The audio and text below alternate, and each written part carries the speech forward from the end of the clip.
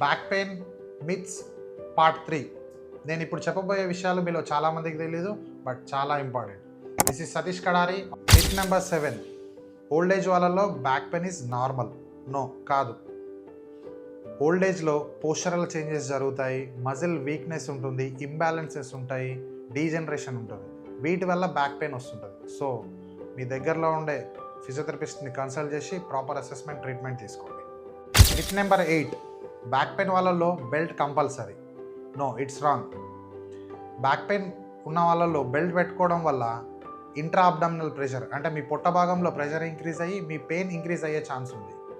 So కొన్ని కేసెస్లో compulsory use ఉంటుంది, like dislocation, immediate disc bulge, acute injury, subluxation. ఇట్లాంటి కేసెస్లో కంపల్సరీ యూజ్ ఉంటుంది, వాళ్ళు వాడండి.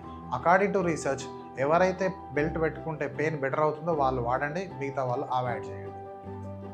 నెంబర్ 9, లోవర్ బ్యాక్ నుంచి లెగ్లోకి రేడియేట్ అయ్యే ప్రతి pain sciatica. No, it's wrong. Lower back నుంచి లెగ్లోకి చాలా స్ట్రక్చర్స్ వల్ల పెయిన్ రేడియేట్ అవుతుంటుంది.